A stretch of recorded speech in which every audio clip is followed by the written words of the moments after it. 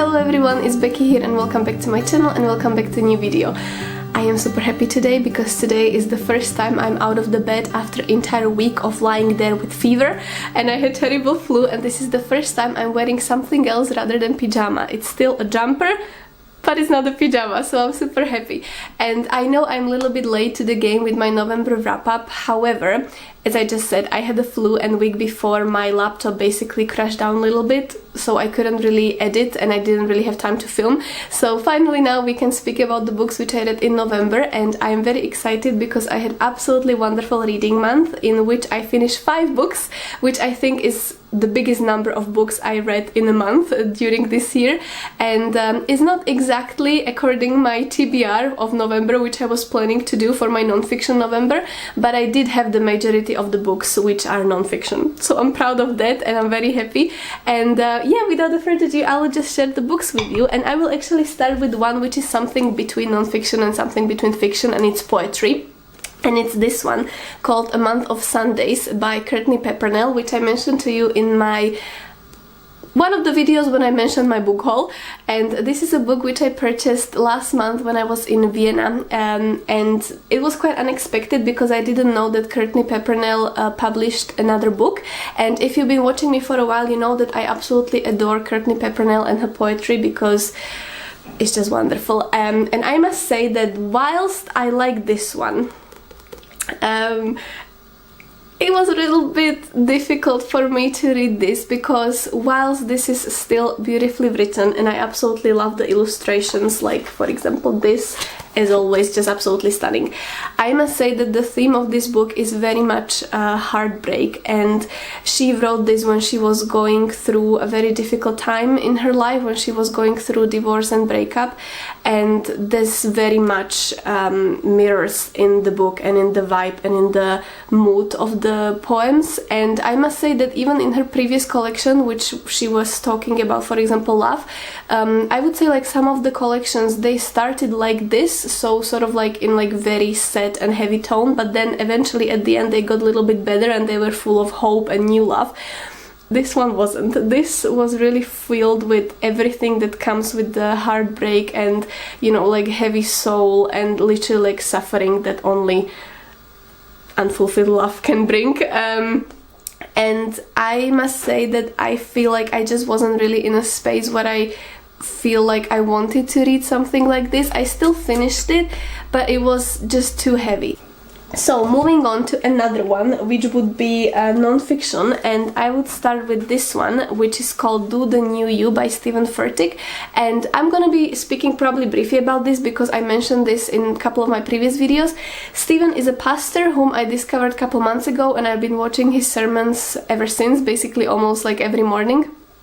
And this is a book in which he shares 6, you can say like truths or mindsets or sentences or statements, and then he develops them further, and I'm gonna show you on the screen which mindsets those are. And basically he speaks about them in every chapter, so every mindset is dedicated to one chapter is dedicated to every mindset, and he speaks about them from the point of view of, you know, like biblical, from some Bible stories, his own life, and then theology and even philosophy a little bit. And I just really like it because I felt like it was a very hopeful read, I would say, for the end of the year. And this is a little bit different than other, you can say, like motivational or self-help books, because obviously this is really written from the point of view of someone who has very strong faith and relationship with God, obviously. And what I like about this 6 mindset is not really, despite it might sound like it because of the title, it's not like, okay, so you're starting on Monday or on the 1st of the month and from now on you're gonna be just better version because now it wasn't really good with you. No, it just says that, okay, you are where you are and it's still great, but here are some things which you can implement into your thinking and in the way you do things, and hopefully they will help you. And that's what I really like about this book. And there are so many wonderful things which just gave me a lot of encouragement and hope, and I very much enjoyed this. So maybe if you are thinking of something to read around Christmas time or around the end of the year and starting a new year, this would be great. But also this is wonderful even if you would pick this up. If you're watching the video at some other time, maybe you found this video in June or April, still highly recommend.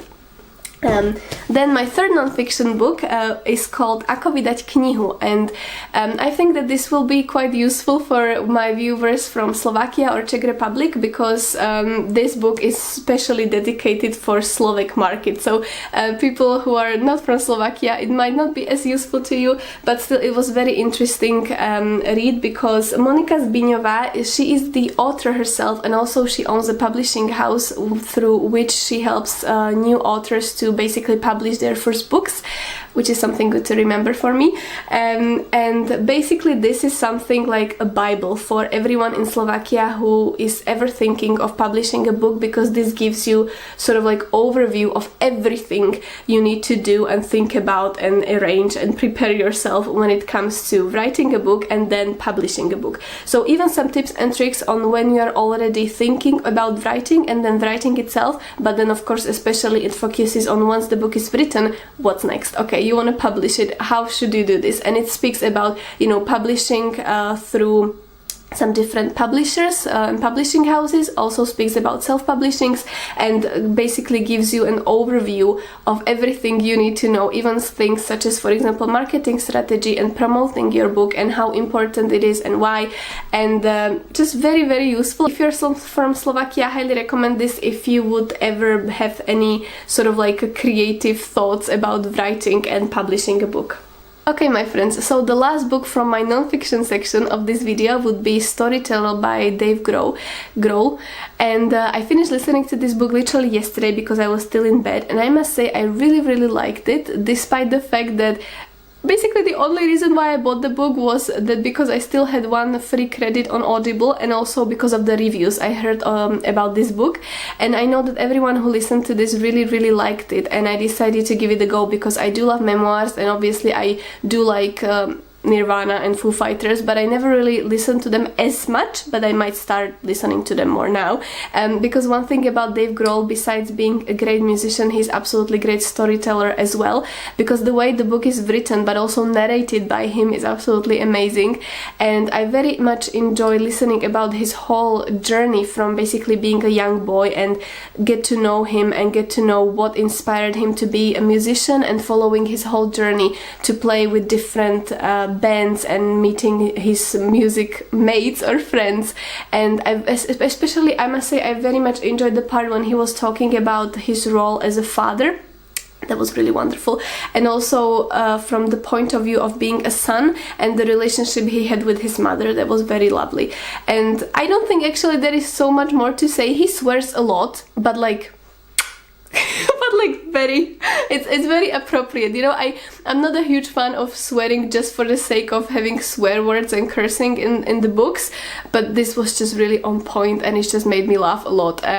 So if you enjoyed some good storytelling and you like music and you like obviously Foo Fighters or the bands he was part of, highly recommend you to give this a go. And it's not very long, it's like 10 hours, so I think I listened to it within like 2 or 3 days because I couldn't do anything else lying with fever. So I think you will highly enjoy it. And then, my friends, one last book I'm gonna mention to you. And this is not a non-fiction, it's a fiction book, which I again got last month in Vienna, and it's called The Ghost Cat. And I absolutely love this for several reasons. And this said basically 12 decades, 9 lives, 1 cat. So our main character here is cat called Grimalkin, hopefully I pronounce it correctly, and he lives in one wonderful house in Edinburgh. So yes, my heart, which very much aches for Scotland. If you are new here, I lived in Scotland for 6 years, that's why.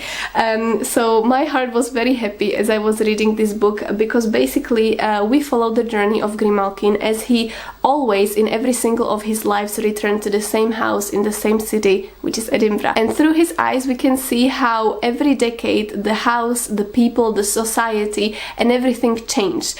And it was absolutely fascinating, and I must say I absolutely loved his inner monologues when he was commenting on different new devices and new things that came with the, you know, like new eras and new decades, for example a Hoover or train. That was just hilarious. And I think that this really reminds me of, for example, Forrest Gump. You know, when you have one character who suddenly sees and witnesses the most important stuff that happens in a society, such as, for example, here, the arrival of electricity in the houses. So that was really wonderful. And I am not a cat person. I am not, so take it from me, it was very lovely. And also the humor of this, and I know that this is very specific for people who live in Scotland and they know the places, even the small ones, but there was this one part where I almost died because I was laughing for like 5 minutes straight at work.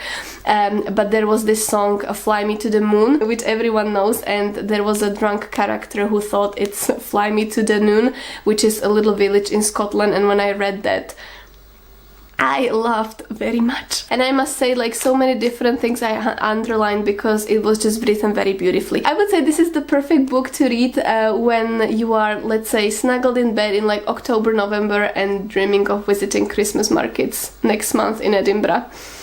Anywho, I think I'll go there next winter at least. Anyway, my friends, so this is the book number 5 which I read this month, and I highly recommend it. Maybe the only thing which I would not give this 5 stars, well, this is not the only reason, but this is like solid 4 stars for me at least, but I think I would very much appreciate it if the book would be longer, because this is quite a short one, and I feel like with this story and with this idea it really has the potential to go much deeper, you know, for example in every decade, and even develop the relationships further. And I wouldn't mind this to be even like twice as long, and I think that this has a lot of potential, but it's just very short, but still beautiful. But I wouldn't mind it to be longer, so maybe that's just one thing I would mention as a little bit downside of the book, because I would just love to keep reading, but I know that the author has a lot of other books about cats, so I'm not saying it would change me into a cat person, but maybe I'll start reading more books involving cats, maybe. Okay, my friends, anyway, so this is my November wrap-up. It's not exactly as I planned in my TBR video, but never mind, I'm very happy with this, and I would very much love to hear from you. What is your favorite book from November? If you participated in Nonfiction November, and then if not, what is your favorite fiction book? And or if you are most excited to read about in December, because December is already here as I'm recording this video, which is crazy. But then I will see you with another video very soon, and you take care. Bye bye!